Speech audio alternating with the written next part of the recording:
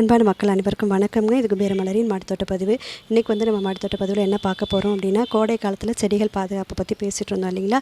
இன்றைக்கி அதில் வந்து செடிகள் பாதுகாப்பில் முக்கியமான ஒரு விஷயம் இந்த கோடை காலத்தில் மல்ச்சிங் பண்ணுறதுங்க. அதாவது மூடாக்கு போடுறது. இந்த மூடாக்கு போடுறதுனால என்னென்ன நன்மைகள் ஏற்படும் அப்படிங்கிறத பார்க்கலாம். கடுமையான வெயில் நேரத்தில் நம்ம காலையில் என்ன தான் தண்ணீர் கொடுத்துருந்தாலுங்க தொட்டி மண் காஞ்சிரும். அது மாதிரி காயும் போது சூரிய ஒளியில் மண்ணில் உள்ள சத்துக்கள் எல்லாமே போக வாய்ப்பு இருக்குங்க. அதுமாதிரி ஆகும்போது தொட்டி சுத்தமாக வறண்டு போகும்போது இலைகள் எல்லாம் பழுத்து போகிற சூழ்நிலை ஏற்படும்.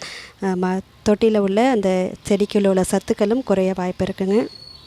அதனால் இப்போ இந்த கோடை காலத்தில் நம்ம இந்த மூடாக்கு போட்டு வைக்கும்போதுட்டு என்ன நன்மைகள் ஏற்படும்னு பார்த்தீங்கன்னா, அதாவது அந்த ஈரப்பதத்தை தக்க வச்சுக்கோங்க. நம்ம போடுற அந்த பொருள்கள் வந்து ஈரப்பதத்தை தக்க வைக்கும், உரமாகவும் செயல்படுங்க. நல்ல உரமாகவும் செயல்படும். இன்றைக்கி ஒரு 7 முறைகளில் நான் மூடாக்கு போடுறது எப்படிங்கிறத சொல்லித்தரேன். வாங்க பார்க்கலாம். முதல்ல உங்கள்கிட்ட இது மாதிரி தேங்காய் மட்டைகள் இருந்துச்சுன்னா அதை மட்டையோடு அப்படியே வச்சு இது போல் கவர் பண்ணிவிடுங்க. பாருங்கள், கொஞ்சம் மட்டும்தான் உங்களுக்கு கேப் தெரியும். இதில் நீங்கள் தண்ணீர் இந்த வழியாக கொடுத்துக்கலாம். இது மாதிரி பண்ணும்போது தொட்டி மண் காயாதுங்க. நீங்கள் காலையில் ஊற்றுற தண்ணி வந்து அந்த ஈரப்பதம் உங்களுக்கு இருக்கும். சின்ன தொட்டிகளாக இருக்கும்போது கண்டிப்பாக நம்ம இந்த முறையை பயன்படுத்துறது நல்லதுங்க. அடுத்தது இது போல் உரித்த நார்கள் இருந்தாலும் தேங்காய் நார், அதையும் நம்ம அழகாக அதேமாரி மூடாக்கு பண்ணிடலாங்க. மட்டைகளாக இல்லை, எங்கள்கிட்ட தேங்காய் தான் வாங்குவோங்கும்போது அந்த தேங்காயில் உள்ள மேல் தோல் இது மாதிரி உரிச்சிட்டு அதையும் கூட இப்படி மூடாக்க பயன்படுத்தலாங்க. அடுத்தது காய்கறி தோல்கள். நான் அதை ஏற்கனவே சொல்லியிருக்கேன் இல்லைங்களா. அந்த வாசனை உள்ள பொருட்கள் பெருங்காயம், வெந்தயம், கிராம்பு, பட்டை இது மாதிரி ஏதாவது ஒரு பொருளில் அந்த காய்கறி தோல்களை ஒரு நாள் இரவு ஊற வச்சுட்டு அதை போட்டு பாருங்கள், எறும்புகள்லாம் வராது. இது என்ன ஆகுன்னாங்க, நான் ஒரு 10 நாள் முன்னாடி இந்த பச்சை மிளகாய் செடிக்கு இதே போல் காய்கறிகள் வச்சு மூடாக்கு போட்டிருந்தேன். உங்கள் கூடயும் காமிச்சிருந்தாங்க. பாருங்கள், 10 நாளில் அந்த காய்கறி தோல்லாம் இருக்கான்னு பாருங்கள். அந்த அளவுக்கு வெயிலுடைய தாக்கம். ஒரு 2 நாளில் சுருண்டுச்சு. அதுக்கப்புறம் அப்படியே மக்கி உரமாகவும் மாறிவிடுங்க இந்தமாரி நம்ம பண்ணும்போது. இப்போ இதுக்கு மறுபடியும் நான் வந்து இப்போ காய்கறி தோல்கள் போட்டிருக்கேன் அப்படின்னா இதுக்கு இப்போ வேறு மாதிரியான மூடாக்கு பயன்படுத்துவேன். அது என்னன்னு சொல்கிறேன். இது போல் செய்யும்போது நம்ம செடிகளுக்கும் சத்துக்களும் கிடைக்குங்க.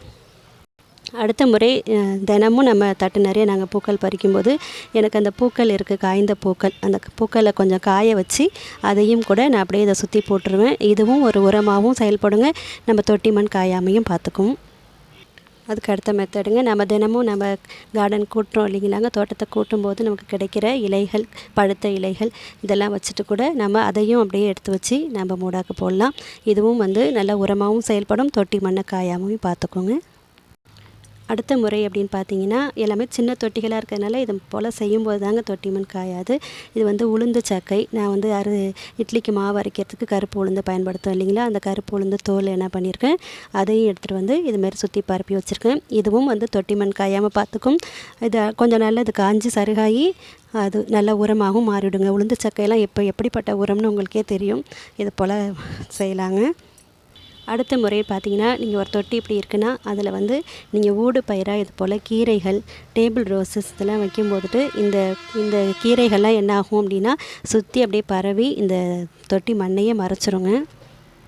நம்ம கீரைகளும் எடுத்துக்கலாம், தொட்டிக்கும் அது பாதுகாப்பாக இருக்கும் இல்லைங்களா.